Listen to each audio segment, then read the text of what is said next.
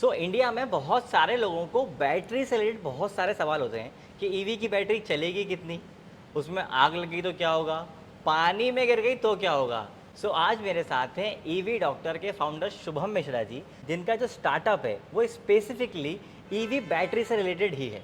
तो शुभम मिश्रा जी, सबसे पहले तो स्वागत है आपका चैनल के अंदर। हेलो। थोड़ा सा पहले अपने बारे में आप बताइए कि आप कहाँ से आते हो और ईवी डॉक्टर का माइंडसेट क्या था शुरुआत करने का, क्योंकि अभी भी इंडिया में बहुत सारे लोगों को बैटरीज के बारे में बहुत सारी चीज़ें नहीं पता है। या सो हमने शुरू किया था बैटरी पैक्स बनाने से, और ठीक है। बैटरी पैक्स बनाने के बाद हमको ये आइडिया आया कि हम डीलर से जाके पहले मिलते हैं, ठीक ठीक है, है। फिर देखते हैं उनके डेली प्रॉब्लम्स क्या हैं। और डेली प्रॉब्लम्स में मेन प्रॉब्लम ये है कि वो बैटरी को चेक कैसे करें। ठीक है। सपोज़ सर्विस के टाइम पे आ रही है, सपोज़ मेंटेनेंस के टाइम पे आ रही है, तो बेसिकली वो हाथ से ऐसे टच करके देख रहे थे कि बैटरी अगर गर्म हो रही है तो क्या प्रॉब्लम है। ठीक है। ठीक है, और जैसे बुखार चेक किया जाता है वैसे वो बैटरीज को चेक कर रहे हैं। So that was the only point where we thought कि यहाँ पे गैप है। तो जो हाथ लगा के बैटरी चेक करी जाती थी। हाँ हाँ हाँ, बैटरी को हाथ लगा के ये देख रहे थे अगर गर्म हो रही है तो ख़राब है, और जिसमें उनके लिए जो डेंजर है वो बहुत ज़्यादा हो सकता है। पर जैसे अपन बैटरी फ़ोन में बैटरी चार्ज करते हैं तो वो भी गर्म होती है। हाँ, बट लिथियम आयन बैटरीज में वल्नरेबिलिटी ज़्यादा है, ठीक है। ज़्यादा थर्मल रनअवे के चांसेस हैं। क्यों? क्योंकि हम लो क्वालिटी सेल्स यूज़ कर सकते हैं, बीएमएस का प्रॉब्लम हो सकता है, केमिस्ट्रीज़ हम जो चाहिए वो नहीं यूज़ कर सकते हैं, और जिस दौरान वो बैटरीज मैन्युफैक्चर हो रही है उस टाइम पे हमने क्वालिटी कंट्रोल का बहुत अच्छे से असेंबलिंग में ध्यान नहीं रखा होता है, ठीक है। और उसकी वजह से हैंडलिंग में भी इशू हो सकते हैं। ठीक है, ये सारे इश्यूज़ की वजह से बैटरी में थर्मल रनअवे के चांसेस ज़्यादा है ओके। जब वो ईवीज़ के स्पेसिफिक है। ओके। तो इसी वजह से आपने फिर ईवी डॉक्टर शुरुआत करा। हाँ, तो हमारा मेन पॉइंट ये था कि हम ईवी डॉक्टर को बनाते हैं और हर डीलर तक पहुंचाते हैं, जिससे वो बहुत फास्टर वे में रिलायबल तरीके से बैटरीज को चेक कर सकें। अभी जो यूज़ होता है वो सीडीसी मशीन होता है, जिसमें बहुत ज़्यादा चार्ज डिस्चार्ज करना पड़ता ठीक है, है। और उसमें आपको सिर्फ कैपेसिटी मिलता है। ठीक है। आपको कोई आइडिया नहीं मिलता है कि बैटरी में आग लगने वाला है या नहीं लगने वाला है, रियल हेल्थ क्या है बैटरी का, कब तक चलेगी कब तक नहीं चलेगी, रिप्लेसमेंट कॉस्ट आएगा या नहीं आएगा। बहुत सारे इंसिडेंट्स हुए हैं जहाँ पे इलेक्ट्रिक व्हीकल्स के अंदर आग लगी है। शिवम भाई, सबसे पहला सवाल, ईवी में आग क्यों लगती है, क्या क्या कारण होते हैं इसके, और क्या कभी ये आग लगना बंद होंगे या हमें इसके साथ ही रहना होगा। ओके, सो जब तक लो क्वालिटी बैटरी पैक्स बनेंगे तब तक ये फायर्स होते रहेंगे। ठीक है। ऑल्दो यहाँ पे बहुत सारे कंप्लाइंसेस हैं जिसकी वजह से गवर्नमेंट ने पुश किया है कि तुम सर्टिफिकेशन ले लो और अच्छे से बैटरी पैक्स पे काम करो, लेकिन हैंडलिंग के टाइम पे और लो क्वालिटी सेल्स की वजह से ये मोस्टली फायर्स होते हैं। ठीक है। जो फायर्स हुए हैं अभी तक वो ओवर चार्जिंग के दौरान हुए हैं या फिर लो क्वालिटी बैटरी पैक्स की वजह से हुए हैं। ठीक है। दो टाइप की केमिस्ट्रीज आती है, मैं ऐड करना चाहूँगा, वो है एलएफपी और एनएमसी। ठीक है। एनएमसी की बेसिकली साइकिल लाइफ होती है 1500 मैक्सिमम। एनएमसी की 1500। हाँ। अच्छा, जिसे मैंने बहुत सारी जगह पे पढ़ा हुआ है और इसके लिए अलग अलग स्कूल थॉट्स ऑफ एजुकेशन भी हैं कि कोई बोलता है 800 से 1000 होता है, कोई बोलता है 1000 से 1200 होता है। जब मैंने ज़्यादा पढ़ा तो मुझे समझ में आया कि एक्चुअल में 1000 से 1200 होता है, 1500 जो है वो डिग्रेडेशन के साथ है। तो आप इसके बारे में थोड़ा बताइए कि कब डिग्रेडेशन चालू होगा इसका। मेनली जब सेल्स बनते हैं तब हम उनकी आइडियल साइकिल लाइफ लेते हैं। ठीक है। बट पार्शियल चार्जिंग की वजह से इसका जो साइकिल लाइफ है वो ऑलरेडी 80% हो चुका होता है। ठीक है। ठीक है, तो आपको हम आइडियल ही लेके चलते हैं, हम पार्शियल चार्जिंग लेने जाएंगे तो ऑलरेडी कम हो जाएगा। ठीक है। ठीक है, एलएफपी में 1500 टू 2000 होता है। एलएफपी में। हाँ, और एनएमसी में 1000 टू 1500 होता है। ओके, और सबसे ज़्यादा पॉपुलर क्या है इसमें से, कौन सी साइकिल ज़्यादा पहले चलती है? एनएमसी ज़्यादा पॉपुलर थी क्योंकि उनके सेल्स ज़्यादा शिप हो रहे थे from other countries to India. Okay. अभी एलएफपी ज़्यादा है क्योंकि हमारे यहाँ फायर का अवेयरनेस बढ़ चुका है। तो कौन सी ऐसी कंट्रीज हैं जिसमें सबसे ज़्यादा सामान आता है ये एलएफपी और MC? China, China. Obviously China. तो ये जो क्वालिटी ऑफ सामान है, मतलब कहीं मैंने पढ़ा था कि चाइना में सबसे अच्छी चीज़ें ही बनती हैं और सबसे बेकार चीज़ें बनती हैं। ये आप पे डिपेंड करता है कि आप कितने पैसे खर्च करना चाहते हो। तो ये किस बेस पे डिसाइड करते हैं कि कौन से ब्रांड के कौन सी क्वालिटी का सामान उसने लगाया है? ओके, सो बेसिकली क्या होता है, जब हम सेल्स इंपोर्ट करते हैं तब हम उनका आईआर चेक करते हैं। IR. IR internal resistance. Internal, ठीक है। ये क्या होता है इंटरनल पूरा? रेजिस्टेंस क्या होता है कि वो सेल की क्वालिटी डायरेक्टली गवर्न करता है। ठीक है। जैसे जैसे सेल डिग्रेड होगा इंटरनल रेजिस्टेंस का वैल्यू बढ़ेगा। अच्छा, जैसे सेल डिग्रेड होगा इसकी वैल्यू बढ़ेगी। ठीक तो है। वो रेजिस्टेंस बढ़ा देता है इन शॉर्ट, तो कंडक्टिविटी रिड्यूस होने लगेगा। जैसे जैसे कंडक्टिविटी रिड्यूस होगा यहाँ पे डेंड्राइट फॉर्मेशन बढ़ जाएंगे विद इन सेल, ठीक है। और वो थर्मल रनअवे की तरफ हमको ले जाते हैं, तो- जिसकी वजह से फायर्स होते हैं। तो ultimately low quality of cells जो है वो one of the main reasons है इसके। और एक और चीज़ जो आपने अभी सब लोगों ने न्यूज़ में देखी होगी, जैसे पहले जम्मू एंड कश्मीर के अंदर लिथियम रिजर्व मिले थे, उसके बाद फिर राजस्थान के अंदर एक जगह पे लिथियम के रिजर्व मिले थे। तो इसका फ्यूचर क्या है, क्योंकि लोग तो बहुत खुश हो रहे हैं कि इंडिया में बैटरी बहुत सस्ती हो जाएंगी, तो इसको आप किस तरह देखते हो? तो मेनली माइनिंग से क्या होता है कि हमारे पास रिजर्व्स बढ़ते हैं, और रिजर्व्स बढ़ने की वजह से हम सच में कॉस्ट इम्प्रोवाइजेशन हम देख सकते हैं। कितने साल में?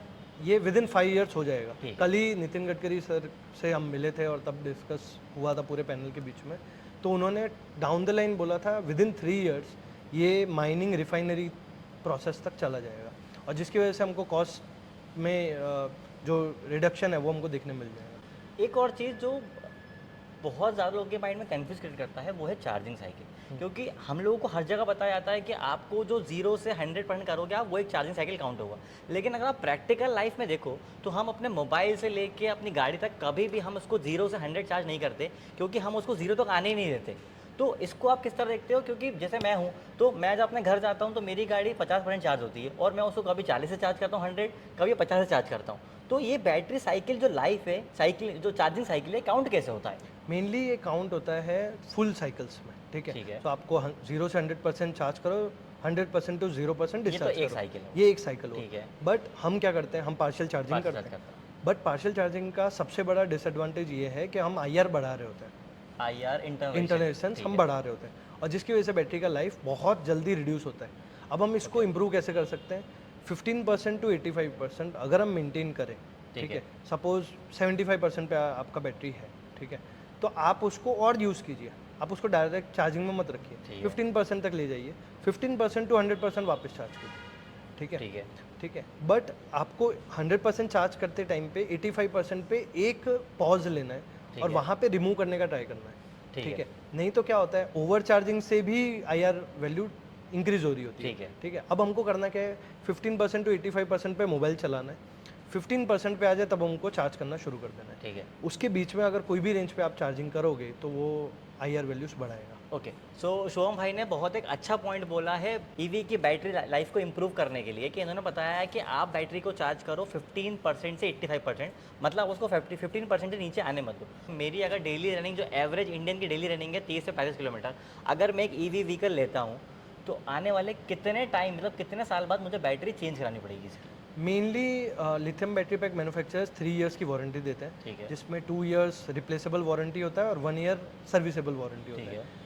5 इयर्स लिथियम आयन बैटरीज आराम से चल सकती है। सो जो कॉस्टिंग है, जैसे अभी जो महंगी, बहुत ज़्यादा महंगी बैटरीज हैं, आने वाले टाइम के अंदर कितना, जैसे अगर मैं 5 साल की बात करूँ तो कितना सिग्निफिकेंट रिडक्शन आएगा कॉस्टिंग के अंदर? सो सोडियम आयन बैटरीज अभी आने वाली है 2-3 इयर्स में, उसमें आप देख सकते हो आराम से अभी जो कॉस्ट है उसका 70% हो जाएगा, ओके। अगर हम लिथियम आयन को स्केल करें down the line for 10 years तो हाफ प्राइस में आपको मिल जाएगा, सो अराउंड $50 to $60 पर किलोवाट आवर पे आ जाएगा, जिसकी वजह से हम देख पाएंगे कि EVs ICE व्हीकल से भी सस्ती है, ठीक है। तो आपने बहुत सारे OEMs की बैटरी पे आपने टेस्ट किया हुआ है, तो आपका एक जोग्राफिक व्यू क्या है इंडिया को लेके, कि अभी जो इंडिया का सिनेरियो है ईवी का, लोग उसमें कर क्या रहे हैं, कहाँ या अगर गलती कर रहे हैं तो कहाँ कर रहे हैं, अगर कोई अच्छा कर रहे हैं तो कहाँ कर रहे हैं? अच्छा कर रहे हैं, मैं वहाँ से शुरू करूँगा। अच्छा ये कर रहे हैं कि R&D फैसिलिटी खुद की बना रहे हैं, ठीक है। और लोग अच्छे अच्छी कंपनीज़ को सपोर्ट कर रहे हैं जो बैटरीज में काम कर रही हैं, जो टेक्नोलॉजी में काम कर रही हैं। गंदा ये कर रहे हैं कि उनको विद इन 6 मंथ्स बहुत हाई रिटर्न्स चाहिए। तो कुछ कंपनीज जो आ गई हैं, कुछ भी नाम लेके इंपोर्ट कर रही हैं, और इंपोर्ट करने के बाद कुछ भी लेबल करके बेच रही हैं, उनका फोकस सिर्फ सेल्स पे। सो ये प्रैक्टिसेस कम होनी चाहिए। सर्विसेज साइड पे जितना फोकस करेंगे उतना ही इंडस्ट्री फ्लरिश करेगा। वाटर, क्योंकि इंडिया में वाटर लोगों की समस्या बहुत ज़्यादा होती है, तो हमने इसे आग की हमने बात कर चुके हैं। अब मेन चीज़ आते हैं वाटर पे, जो एक बहुत बड़ी समस्या है। जब ये बैटरीज पानी के अंदर जाती हैं, क्या होता है इनके अंदर? हाँ, सो अभी मैंने इकोनॉमिक टाइम्स पे एक आर्टिकल लिखा था पूरा वाटर लॉगिंग के बारे में ही, ठीक है। तो उसमें 2 C's हमको याद रखने हैं, एक C है कोरोजन और एक C है कंपोनेंट्स, ठीक है। कोई भी EV के अंदर जो भी कंपोनेंट्स है, बैटरीज है, कंट्रोलर है, मोटर है, जो भी कंपोनेंट्स है, उसका हमको ध्यान रखना है वाटर लॉगिंग के टाइम पे।